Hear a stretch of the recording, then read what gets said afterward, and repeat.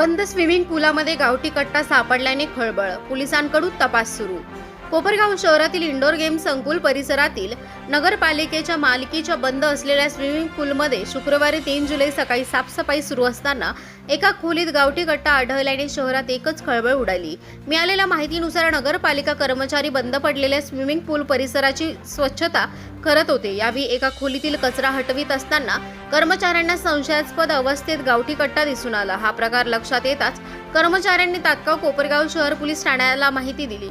घटनेची माहिती मिळताच शहर पोलीस ठाण्याचे पोलीस उपनिरीक्षक संदीप सोन्ने यांनी घटनास्थळी धाव घेत परिसराची पाहणी केली। पोलिसांनी घटनास्थळावरून गावठी कट्टा ताब्यात घेतला असून तो तेथे कसा आला, कोणाचा आहे आणि त्यामागे कोणाचा संबंध आहे याचा तपास सुरू केला। बंद असलेल्या शासकीय मालमत्तेत गावठी कट्टा सापडल्याने नागरिकांमध्ये विविध चर्चांना उधाण आले असून या प्रकरणाचा लवकरच उलगडा होईल अशी अपेक्षा व्यक्त केली जात आहे। आपलं नाव आहे आपल्या आणि काय प्रकार झाले ते काय सांगा?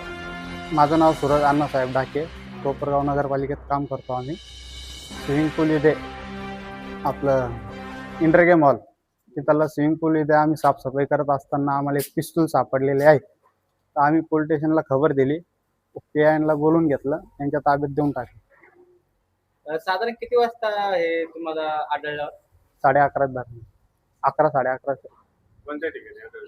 इंडोर गेम हॉल इथे स्विमिंग पूल मध्ये रूम मध्ये रूम मध्ये साफसफाई साफसफाई करताना